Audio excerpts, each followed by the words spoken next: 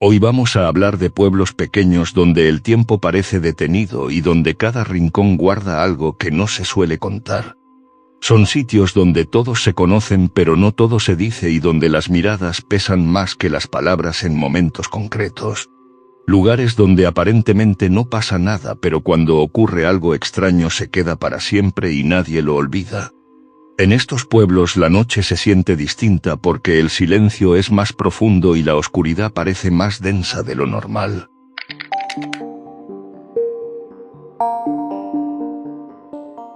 Me llamo Mateo y soy el actual sacristán de una parroquia sin nombre en este valle donde las sombras son más sólidas que la gente. He pasado 40 años limpiando el polvo de santos que parecen llorar sangre cada vez que la luna se tiñe de un naranja sucio. Nací en la casa que colinda con el cementerio viejo, aquel donde las lápidas no tienen nombres, sino advertencias grabadas con uñas en la piedra.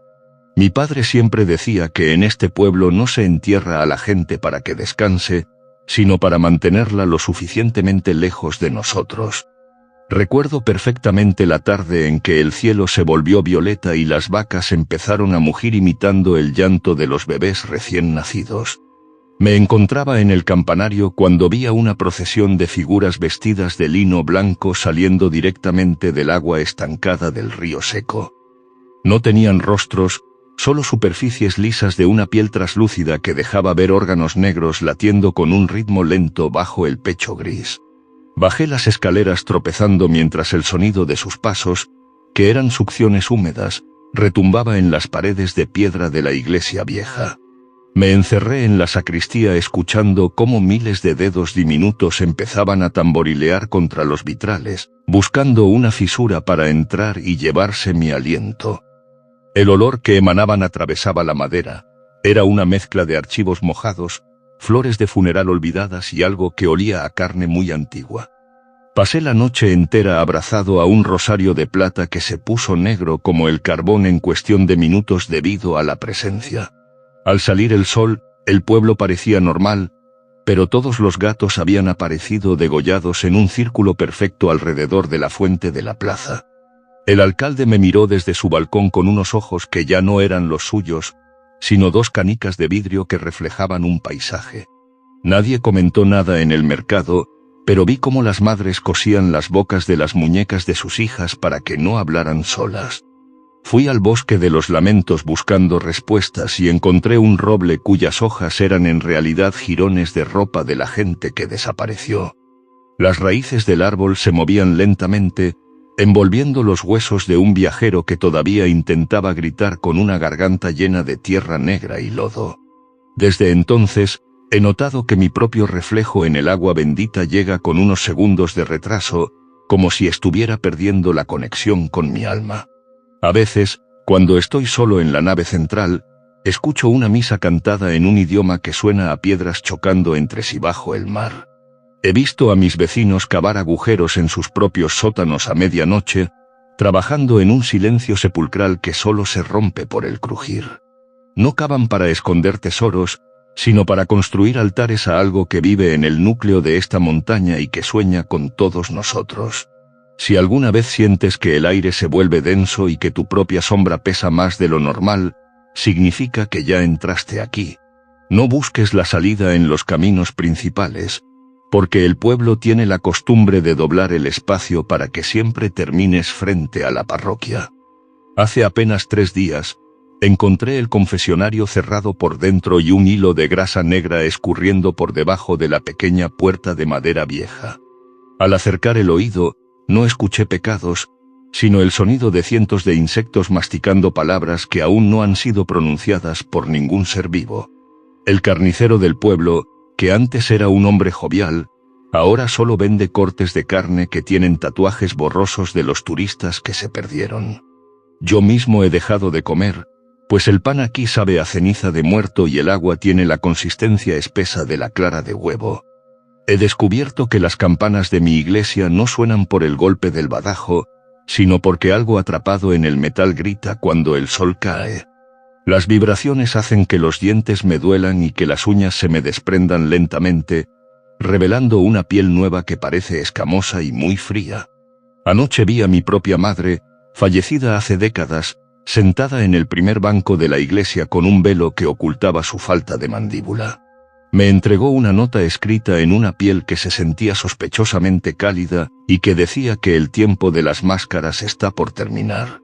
Ahora me preparo para la gran ceremonia del eclipse, donde el cielo se cerrará como un ojo herido y la tierra finalmente abrirá su boca negra.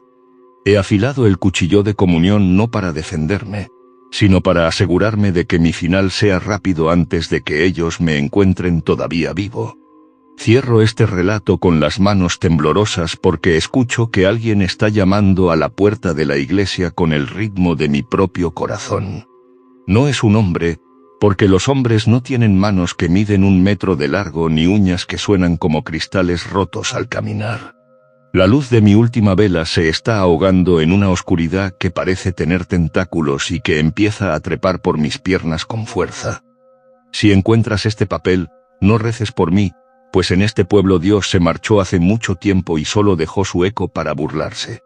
He visto cómo las sombras de las casas se alargan hasta tocarse, formando una red que atrapa a cualquiera que intente correr hacia la salida del valle.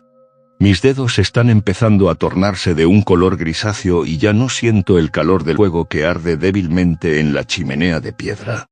No intentes recordar el camino por el que viniste, pues los árboles se mueven de sitio cuando no los miras para borrar cualquier rastro de tu paso. El silencio ahora es absoluto, excepto por el sonido de algo que se arrastra por el techo de la iglesia, buscando la forma de entrar finalmente. Me despido dejando este papel bajo la alfombra del altar mayor, esperando que alguien lo encuentre antes de que la humedad y el moho lo devoren todo. El pomo de la puerta principal está empezando a girar lentamente y puedo ver una neblina negra filtrándose por las rendijas del suelo de madera vieja.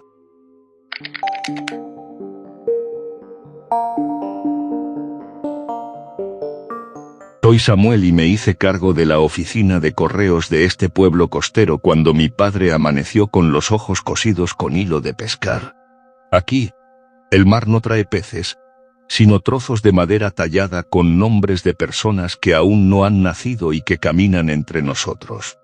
Llevo 6 meses entregando cartas que no tienen remitente y cuyos sobres se sienten calientes al tacto, como si tuvieran un corazón latiendo dentro.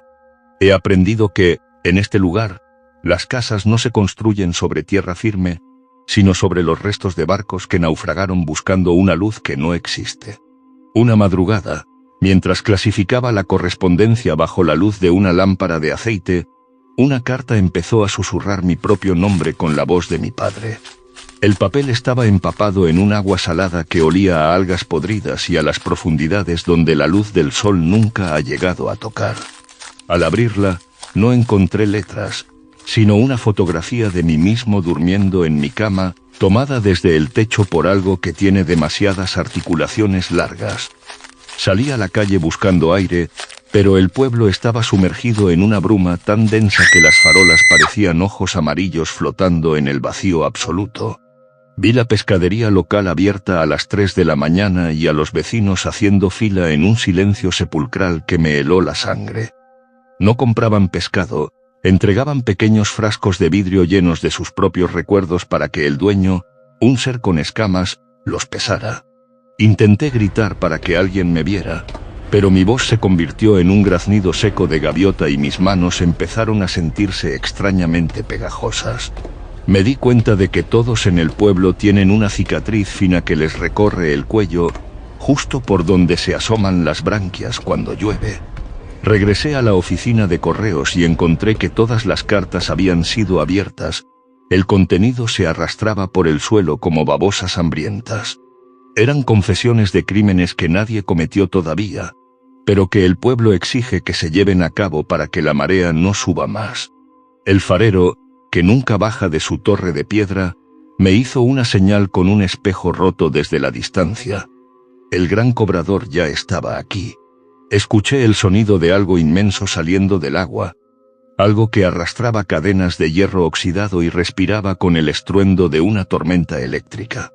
Me escondí debajo del mostrador mientras sentía que el suelo de madera se curvaba bajo el peso de unos pasos que hacían crujir las vigas principales.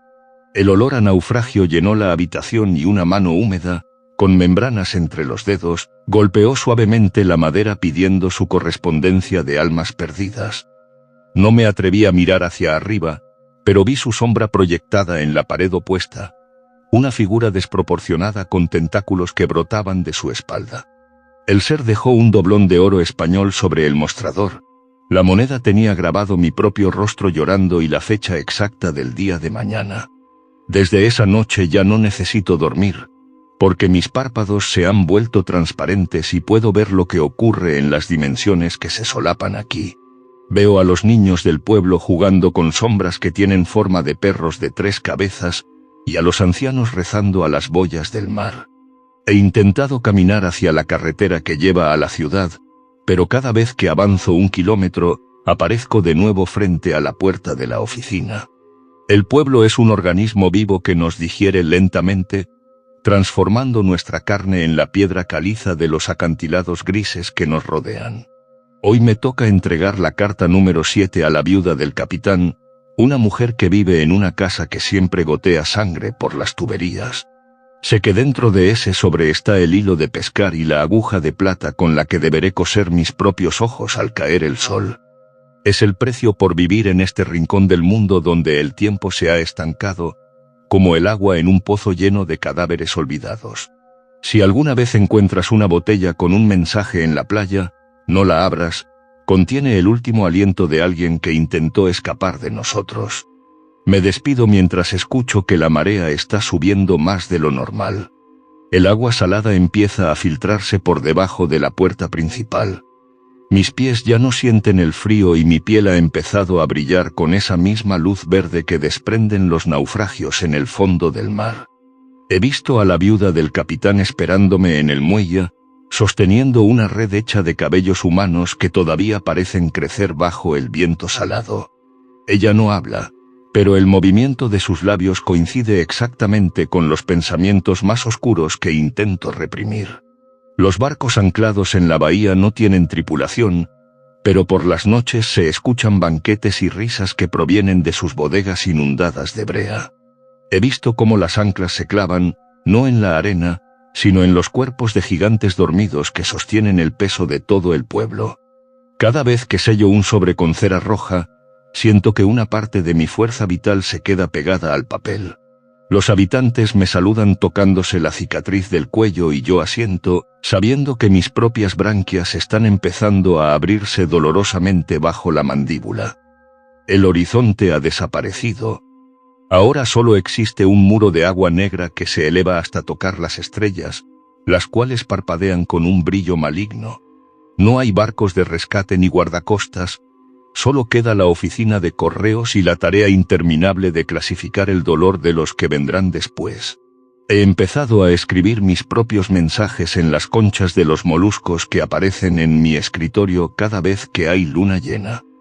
Espero que el mar, en su infinita crueldad, decida llevarse estas palabras lejos de aquí antes de que mi humanidad se disuelva por completo en la sal. El sonido de las cadenas del gran cobrador es ahora una música constante que marca el ritmo de mis latidos. Ya no recuerdo el sabor del pan fresco ni el calor del sol, solo el sabor a hierro y la caricia gélida de la niebla nocturna. Pronto seré parte del arrecife, un coral más que guarda los secretos de una oficina de correos que nunca cierra. La aguja de plata brilla sobre la mesa y mis manos, ahora transformadas en garras pálidas, se dirigen hacia mis ojos con una voluntad que ya no es mía.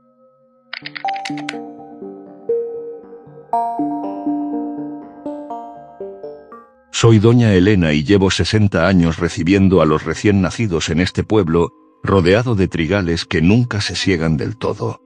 Mi oficio es sagrado aquí porque, en este valle, las mujeres no conciben por la gracia de Dios, sino por el susurro del viento negro. Desde que era una muchacha, aprendí que un parto en este lugar requiere más sal y hierro que agua caliente o paños limpios de algodón. He visto nacer criaturas con dientes de leche ya formados, que intentan morder el dedo de quien les corta el cordón umbilical en la penumbra. Hace 2 lunas me llamaron de la Casa de los Olmos, una finca apartada donde los perros se arrancan la lengua para no ladrarle a la nada.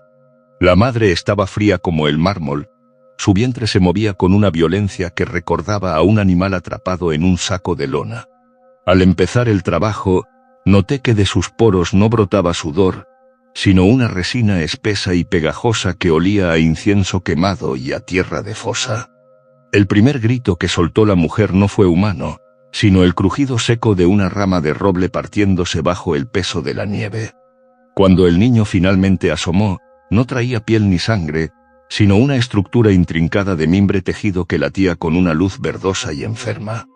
Sus ojos eran 2 semillas de girasol completamente negras que giraban en sus cuencas, buscando la fuente de calor más cercana para alimentarse de ella.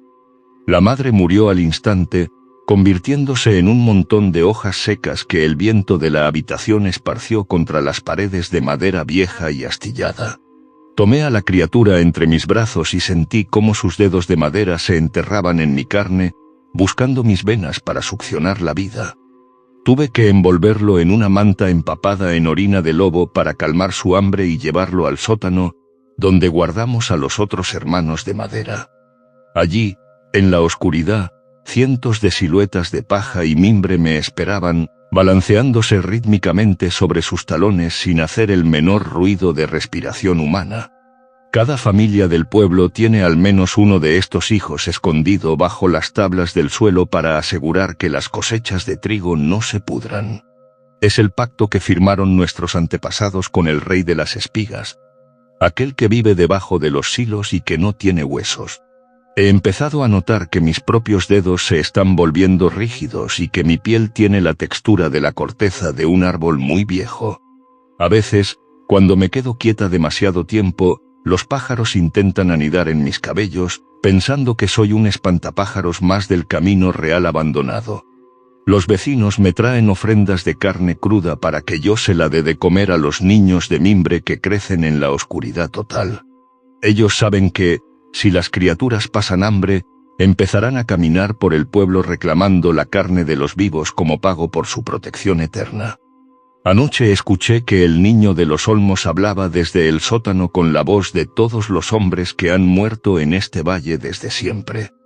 Me decía que el tiempo de la cosecha final está cerca y que yo seré la primera en ser segada por sus pequeñas manos de leña.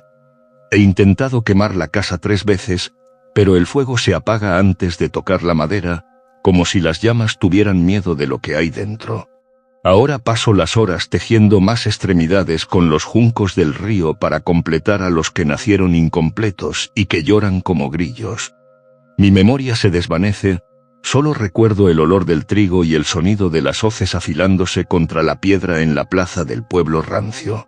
No hay niños de carne corriendo por nuestras calles, solo cáscaras vacías que esperan a que el viento les dé una orden para empezar a correr.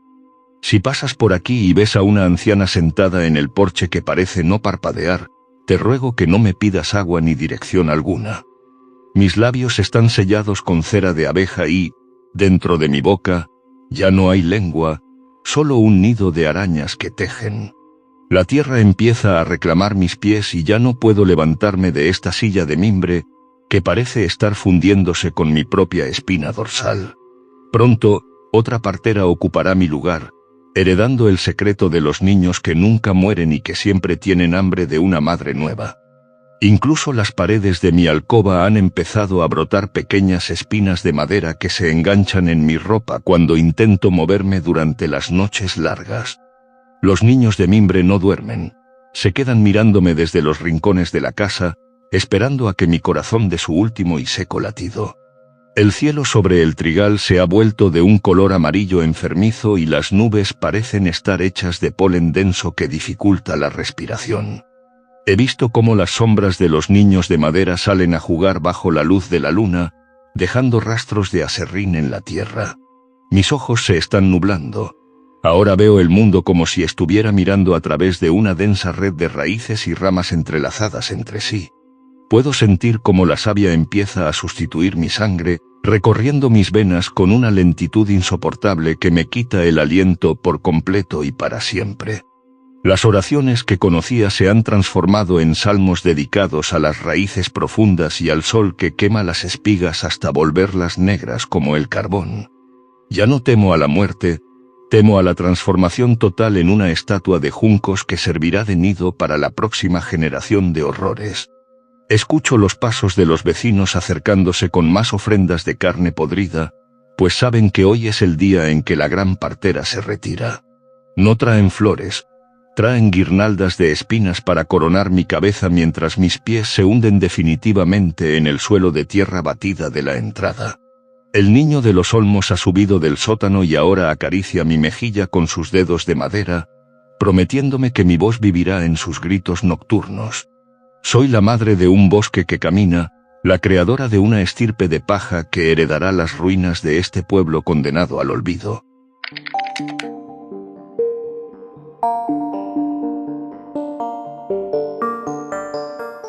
Soy Julián y soy el último albañil de este pueblo, construido con piedra caliza que parece retener los ecos de todos los que murieron gritando. Mi trabajo no es levantar muros, sino escuchar las grietas para saber cuando las paredes están a punto de abrirse y dejar salir lo que guardan.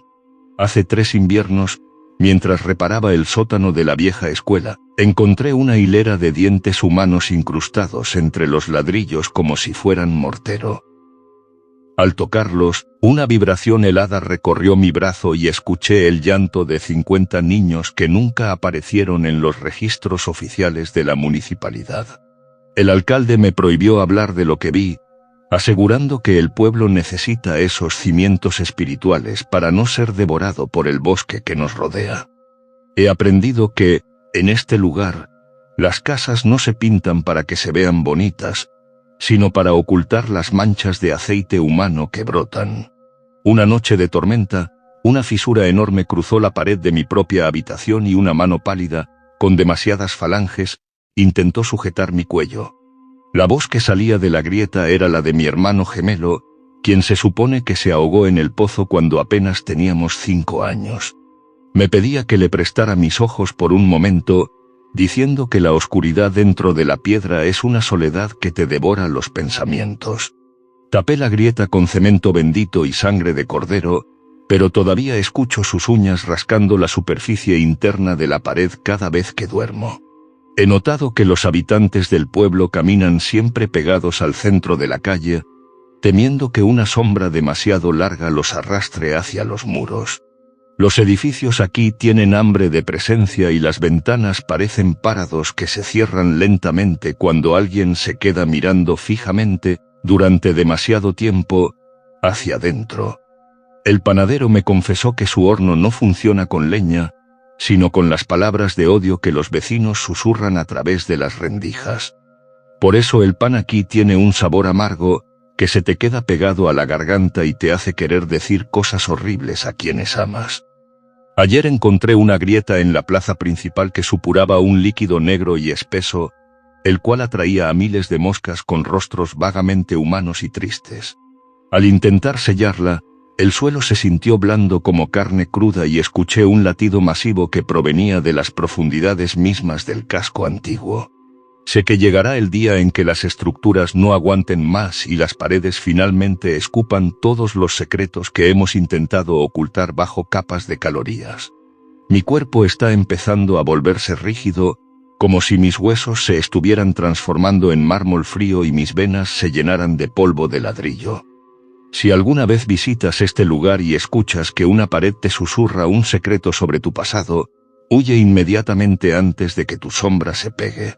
Los muros de este pueblo no solo tienen oídos, tienen una memoria infinita y un deseo insaciable de convertir tu piel en un nuevo papel tapiz. Ahora me preparo para sellar la grieta más grande de todas, la que ha aparecido en el pecho del santo patrono, en la entrada del pueblo. Sé que, si miro demasiado tiempo hacia el fondo de esa oscuridad, yo mismo me convertiré en la piedra que el pueblo usará mañana. Me despido dejando mi paleta de albañil sobre el altar, con la esperanza de que el próximo que venga entienda que aquí el silencio es cemento. Las paredes están empezando a latir al unísono con mi corazón y siento que el yeso está empezando a cubrir mis párpados mientras trato de escribir. Ya no puedo distinguir entre el sonido de mis propios pasos y el crujir de la estructura de la casa que me está digiriendo con paciencia. El techo está bajando centímetros cada hora y, Pronto, seré simplemente un relieve más en la arquitectura de este infierno de piedra, cal y olvido.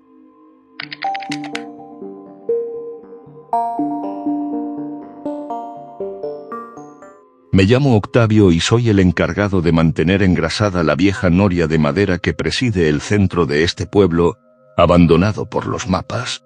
Todos creen que el agua que mueve sus paletas viene del deshielo de las montañas, pero yo sé que su cauce nace en las venas abiertas de la tierra.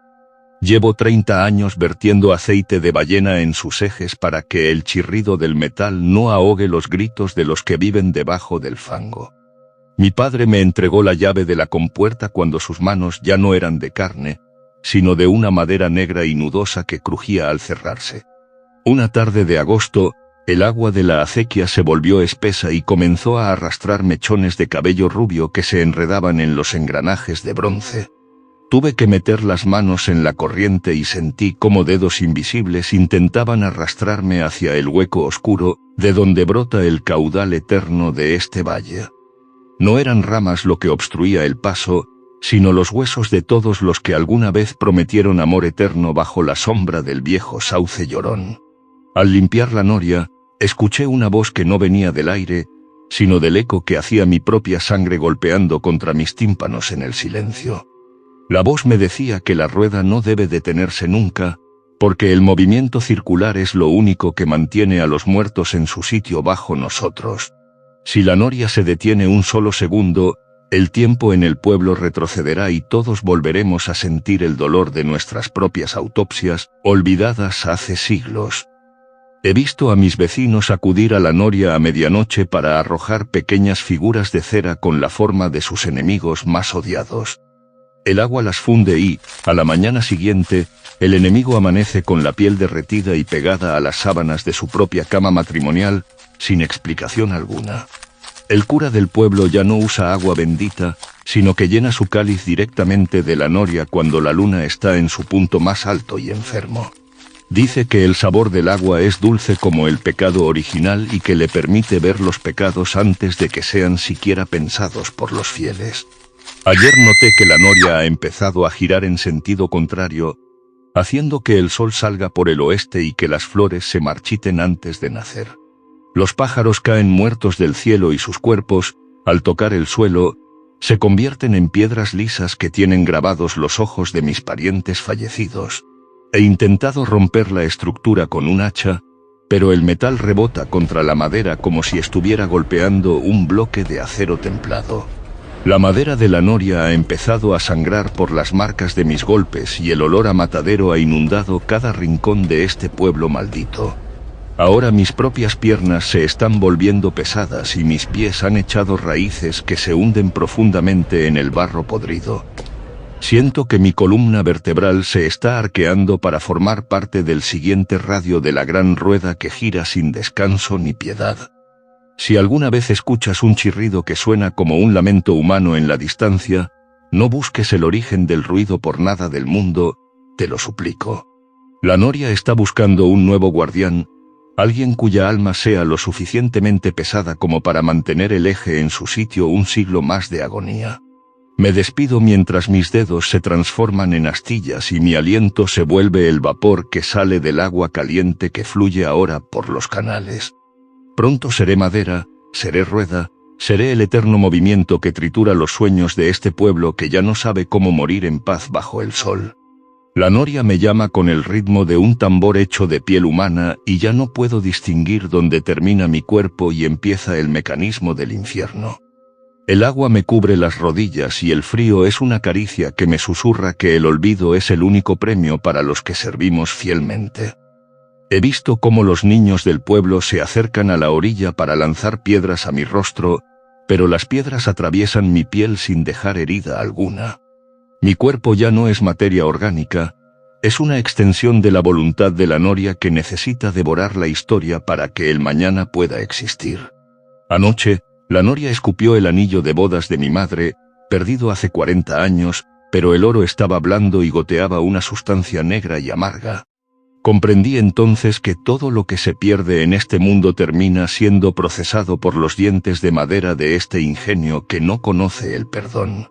Los campos de alrededor han dejado de producir trigo y ahora solo crecen unas extrañas flores blancas que tienen la forma de manos humanas, suplicando al cielo vacío. Nadie se atreve a arrancarlas, pues sabemos que cada flor está conectada directamente al sistema nervioso de uno de nosotros. El cielo ha dejado de tener estrellas y ahora es un techo de pizarra gris donde se reflejan las pesadillas de los que aún se atreven a cerrar los ojos. Yo ya no cierro los míos, pues mis párpados han sido sustituidos por finas láminas de madera que vibran con cada vuelta completa que da la noria. Siento que el centro de mi pecho se está convirtiendo en el cubo de la rueda y que cada uno de mis pensamientos es un radio que sostiene la estructura. Ya no soy Octavio, soy el giro, soy el rozamiento, soy el aceite que evita que el mundo se detenga y se desmorone en un grito final. Si alguien encuentra este diario, que sepa que no hay escapatoria de la rotación constante, pues el pueblo entero está montado sobre una plataforma que gira sobre sí misma. Buscamos el norte y solo encontramos el eco de nuestros propios pasos, regresando hacia nosotros desde una dirección que no debería existir en este plano real. El agua está subiendo hasta mi cintura y puedo sentir los peces ciegos mordisqueando lo que queda de mi humanidad con una curiosidad que me resulta casi familiar. No hay dolor, solo una resignación infinita mientras la noria da otra vuelta y el universo entero parece encajar en su sitio con un crujido de huesos.